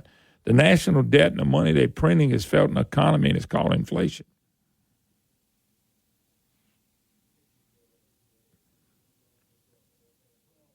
Yeah, somebody sent me something yesterday where Kamala Harris, I don't have the audio yet, was going to give people in North Carolina $750 to help them out, and they have nothing left. Their homes are destroyed. And yet, they flew illegals in the swing states from South America. They flew them in. They're giving them cards to eat. They give them hotels. They got service the whole day. Kamala Harris. Anyway, Scott McKay when we get back.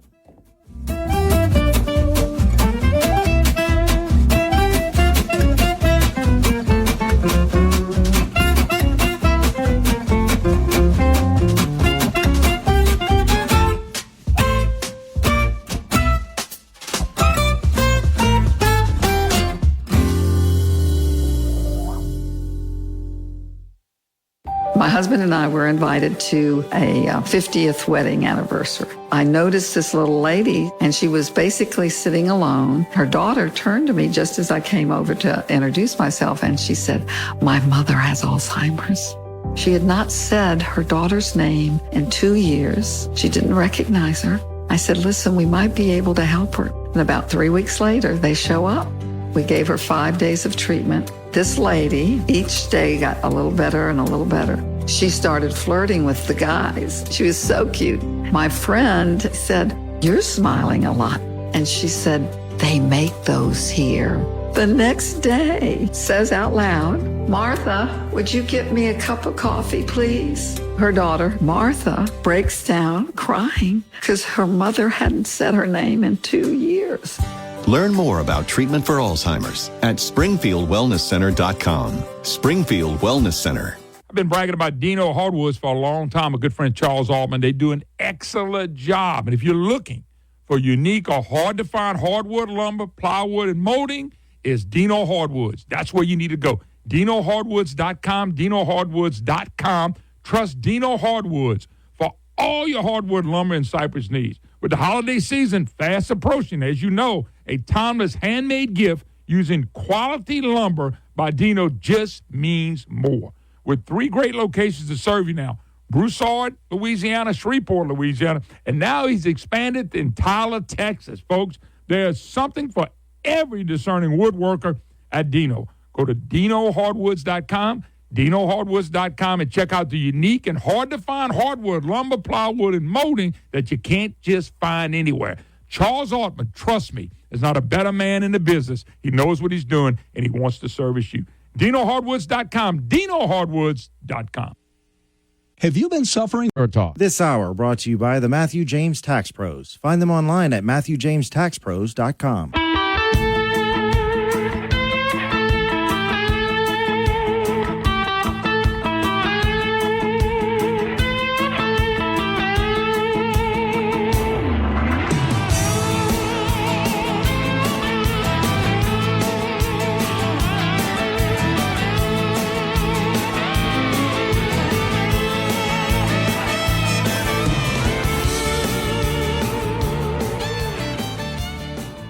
Welcome back. It is the Moon Griffon Show. It's always an honor, always a pleasure to be with you.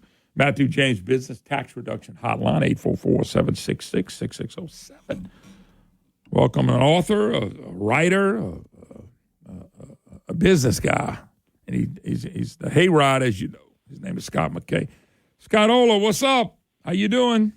Well, what are you like? You going to call me a Renaissance man or something next? I mean, gee whiz, you're doing so many stuff. I'm not going to. I can't even tell you what they call me. It's not real nice, but I can't even mention it on there.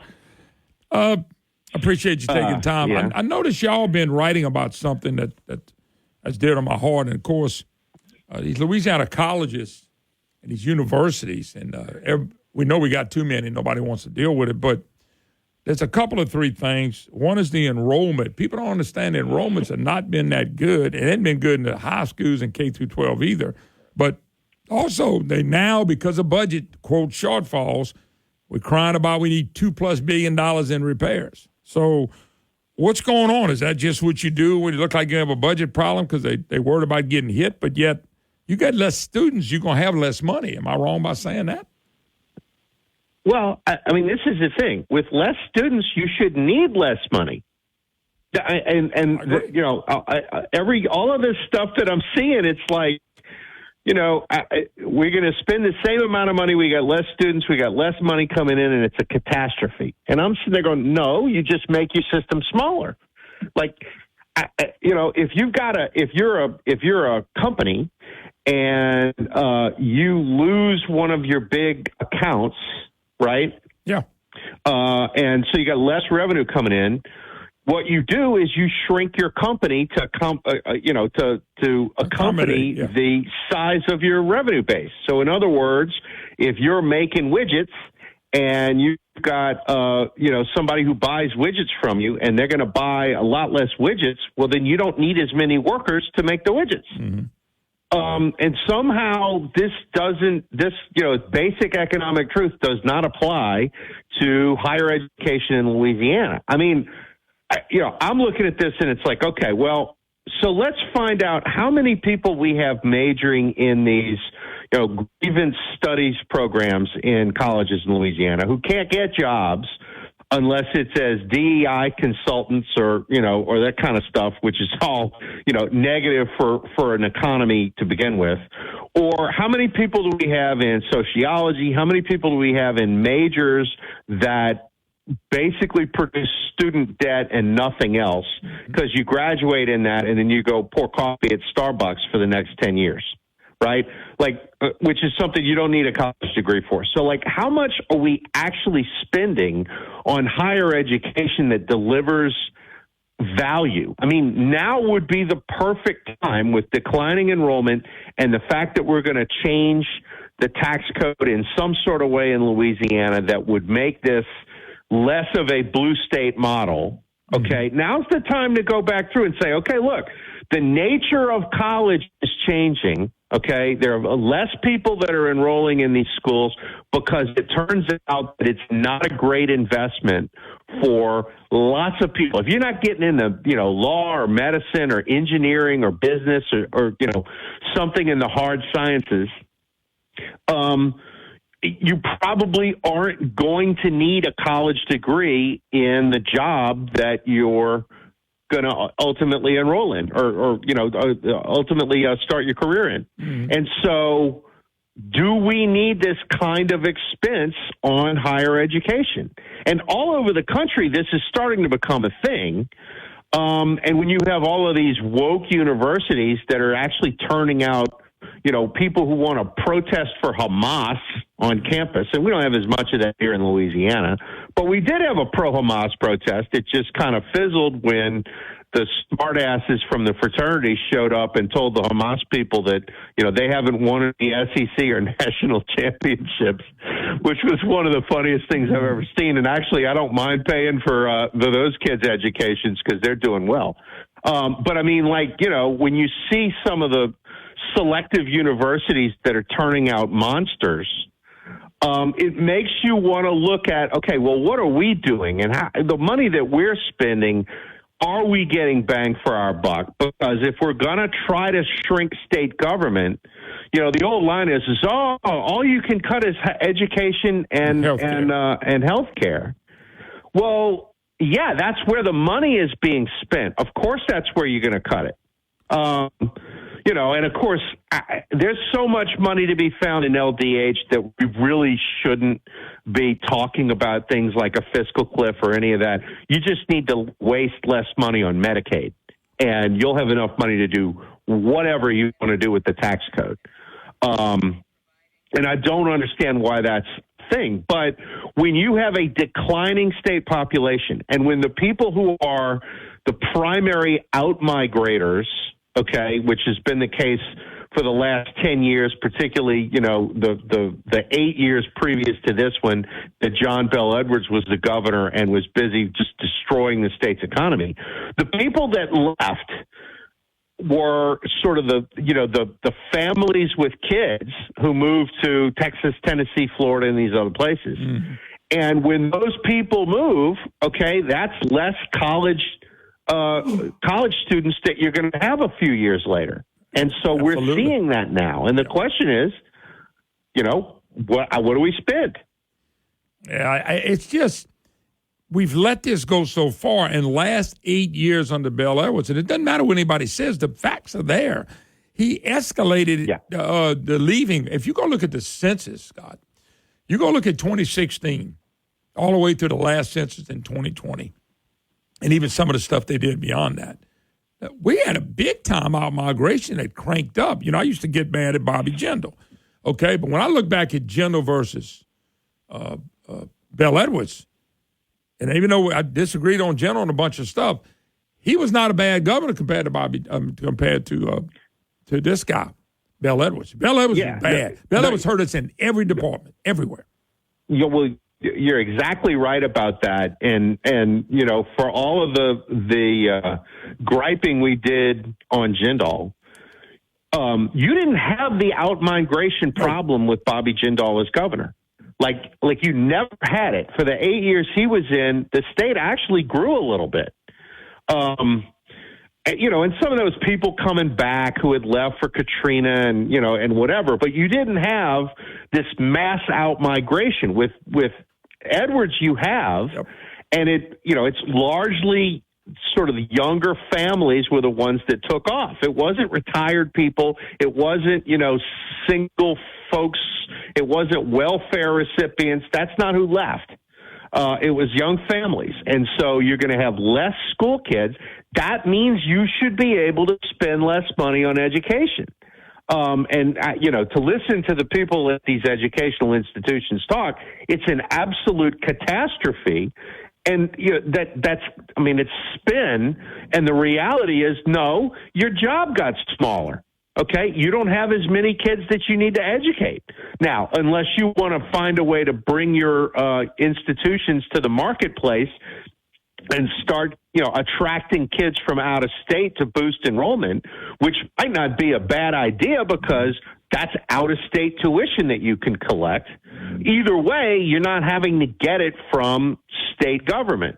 Yeah. And so, what you're seeing is it's a bureaucratic mindset, right? There should be fewer people that we have to take care of in a healthcare standpoint, but you'll never hear them talk about how they can afford a cut. They showed up at the legislature a few weeks ago and they said, well, we could cut $105 million, and it was, to do healthcare for poor kids.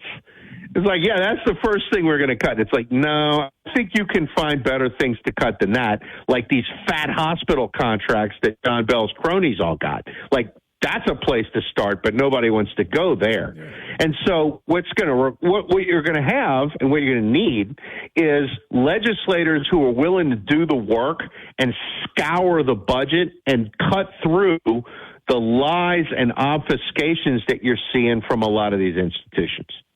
Yeah, no doubt. Let me take a break. Scott McKay, the Hayrod, talking about education, already the crying and the funding, but yet there's other problems that are involved in this. We'll take a break. You're listening to the Moon Griffon Show.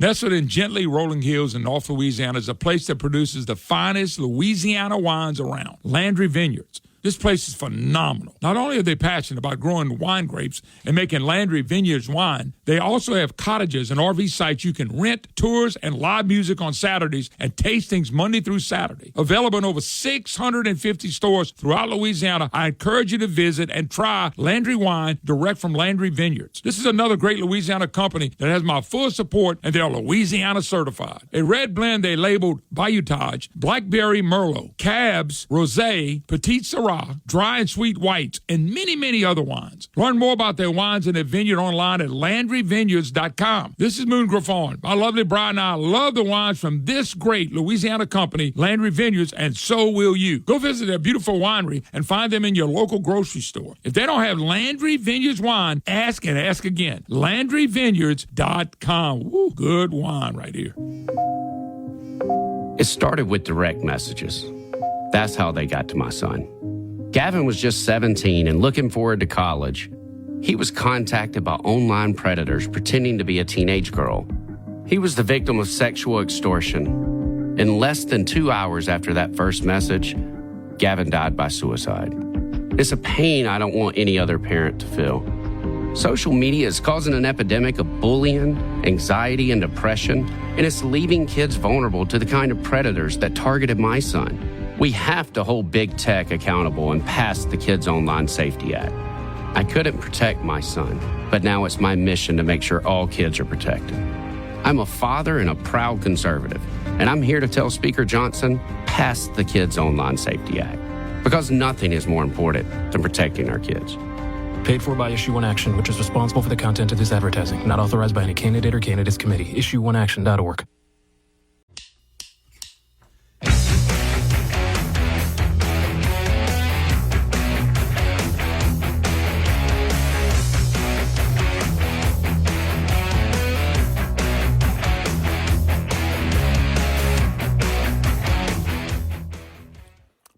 Excuse me. How y'all all? Welcome back. Moon Griffon Show.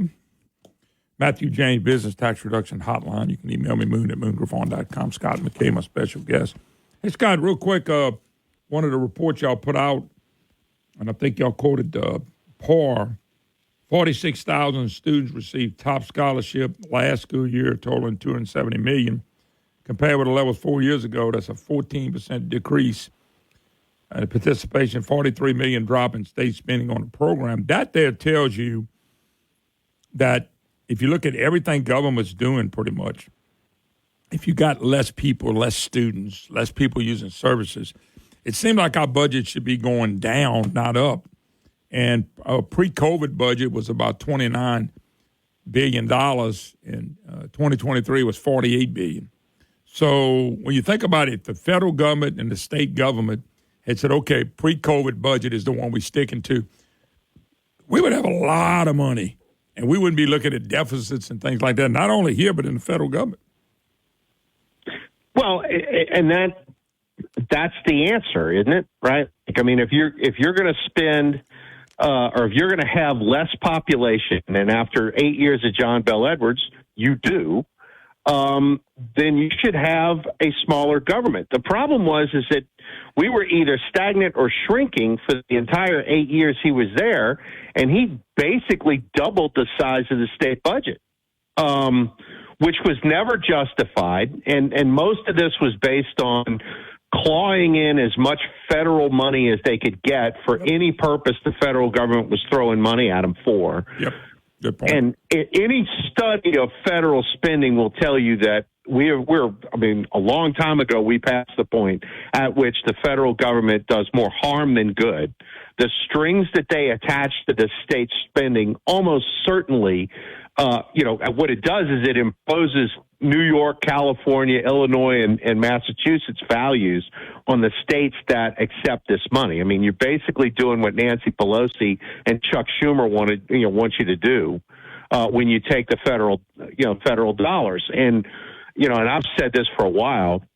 There's a mentality at the state capitol that if the feds are giving you money for human sacrifice, then you're going to find a way to do it.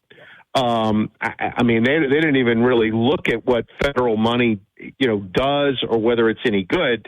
And you can compare what we're doing to like states like Florida, where DeSantis in Florida, like every federal dime that comes in, they're asking the question whether they even need that. And they reject federal money all the time over there, whether it's because it's bad policy or because there are strings attached that they don't like, and they're getting more and more self-reliant all the time while we're basically a client of the federal government. That's one of the things that has to change, not just because it's good conservative policy to do it, but because at some point, not in the too distant future, the federal government is going to crash.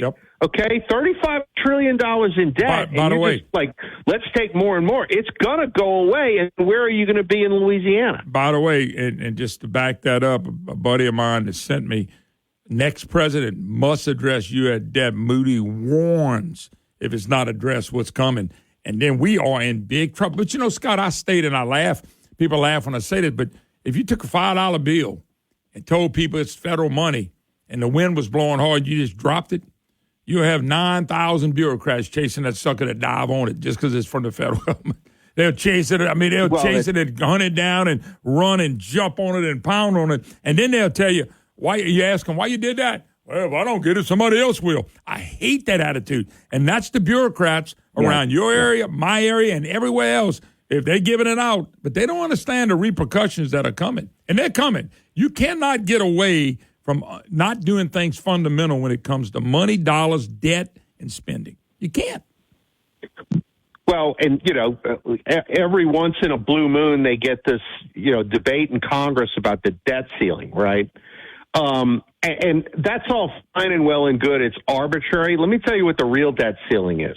The real debt ceiling is when the bond market says we're not buying any more of your debt because we don't think you can service it. By the way, that's the real debt ceiling. And I can tell you, we are not far from that point. I'm going to quote Senator John Kennedy on my program. The last time I had him on, he said, Moon, as long as they're buying a debt, we got a good economy. I said, aha, that's fine.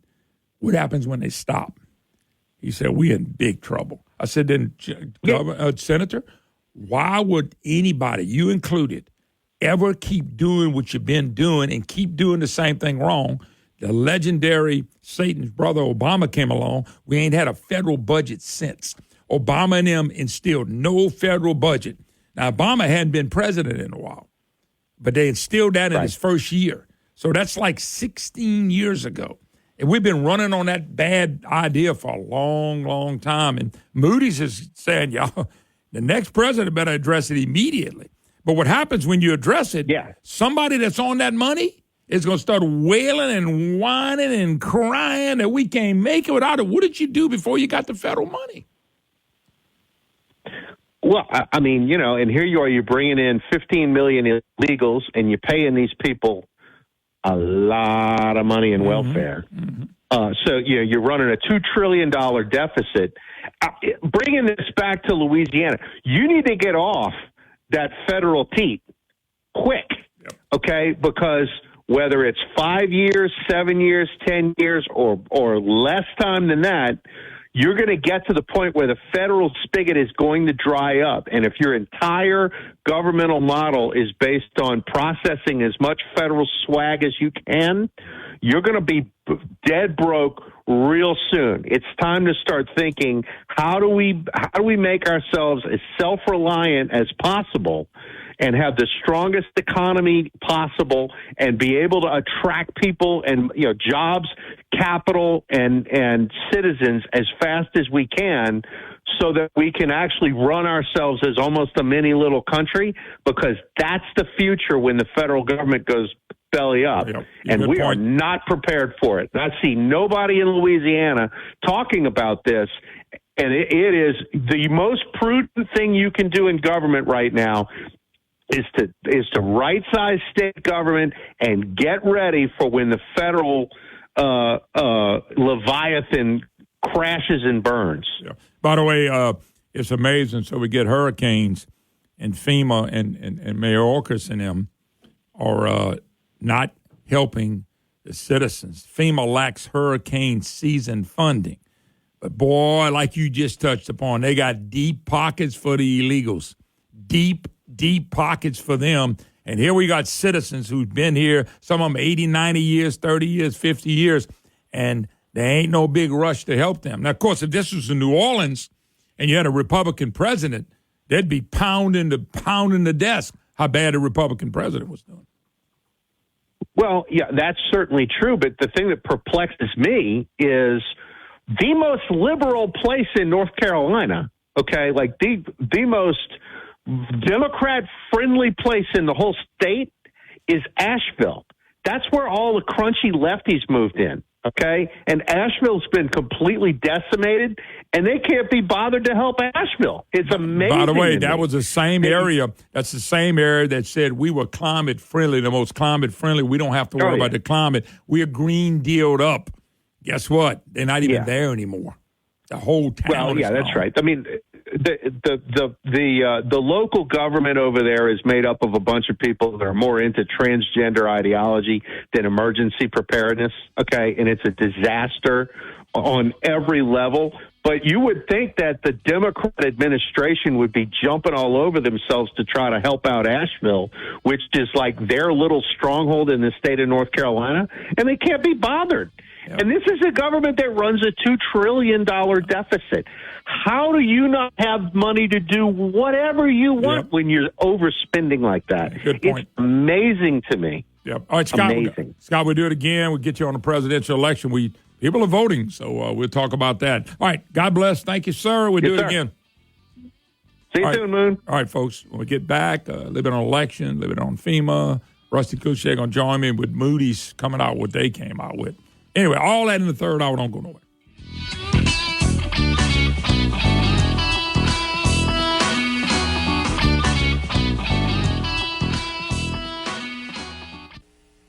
For the absolute best in local Cajun food, check out Prejean's in their 2 locations in Carencro and Broussard today. I love this song. I love nachos. Loving everything? You might be buzzed. You know what I'd love? A ride when it's time to head out. If you see a buzz warning sign, call for a ride when it's time to go home. Buzz driving is drunk driving. A message from NHTSA and the Ad Council. News Talk 96.5 KPEL, Brobridge, Lafayette, a Town Square media station. Broadcasting from the Matthew James Tax Pro Studio. Hurricane Helene is now blamed for at least 200 deaths. I'm Lisa Brady, Fox News. And a week after the storm's landfall in Florida, crews are just getting access to some of the hardest hit areas in western North Carolina. The roads have just been opening up east of Asheville, so we're seeing really for the first time some of the worst destruction we've seen so far. Just homes smashed, cars smashed. Fox's Steve Harrigan is in Swannanoa. Well, I think the worst of it, when you walk down roads, you see chunks of the roads are simply gone. And also a layer of mud just covering everything. This area got 10 feet of flood water, so to just dig out is going to be a real challenge. People are asking the most basic questions. Who's dead and who's alive? If they've checked your house, they paint an orange X on it. Hundreds remain unaccounted for, and about 1 million still have no power in several states. After visiting the Carolinas yesterday, President Biden is getting a firsthand look at the damage in Florida and Georgia today. The president telling reporters earlier he thinks there's progress on the port strike, but the dock workers picketing along the east and Gulf coasts may get some support out west. Workers on the West Coast, or at least the representatives of at least 2 of the West Coast unions, Tacoma and San Francisco, both saying that if anything came through there that was diverted from here, they would not unload it. Fox Business's Jeff Flock, the president has urged negotiations to settle the dispute over pay and automation, refusing calls from hundreds of trade groups to intervene. The fate of 3 former Memphis police officers is now in the hands of a jury, debating the federal charges against them over the beating of Tyree Nichols during a traffic stop last year. He died 3 days later. Prosecutors say the beating was intended as punishment for running away. 2 other fired officers pleaded guilty in the federal case. All 5 still face a state trial on murder charges. America is listening to Fox News. Hey guys, Donald Trump Jr. here. Let me ask you this. Does inflation feel worse than what we're being told in the news? That's because the official inflation rate doesn't tell the whole story. Since January 2021, the cost of living has increased by 17.9%. You can't get that money back. But what you can do is stop your losses today. How? By diversifying your savings into a gold IRA from my friends at Birch Gold Group. When you're done, your money will be parked in a tangible asset with a proven history. To see how it works, get your free info kit on gold IRAs by texting the word PROTECT to 989898. I trust Birch Gold. They provide an easy process to roll over your 401k or IRA into gold without losing your tax advantaged status. So text PROTECT to 989898. That's PROTECT to the number 989898 to get your free info kit on gold IRAs from Birch Gold. Message and data rates may apply. 8 states are set to vote on making it part of their constitutions to ban non-citizen voters. There are already laws on the books to prevent non-citizens from casting ballots. Though voters in Idaho, Iowa, Kentucky, Missouri, North and South Carolina, Oklahoma, and Wisconsin are set to decide on constitutional amendments to ban non-citizens from voting, something Democrats have called rare, though Republicans want to keep it that way, pointing to states like California and New York that allow non-citizens to vote in local elections, and to the state of Oregon that reports over 1,200 illegals were registered to vote in the presidential election, that several have already voted. State elections officials have called it a mistake. Jeff Manasso, Fox News. Former President Trump rallies in Michigan today, while Vice President Kamala Harris will campaign in Wisconsin.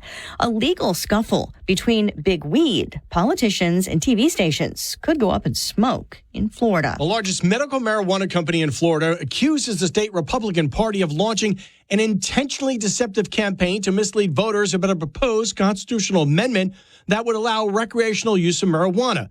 True Leaves lawsuit also names the owners of 2 Fort Myers TV stations, claiming it ran a bogus ad trying to fool Florida voters into turning down Amendment 3 next month.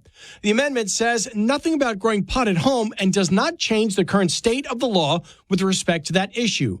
True Leaves believes voters think the big weed character in the ad represents the pot company, and the point is that True Leaves drafted the proposal to minimize competition. Fox's CJ Papa, the company is the main funding source behind the ballot initiative. A mixed day right now on Wall Street. The Dow's down 144, the Nasdaq's up 17 as oil prices soar, now topping $73 a barrel.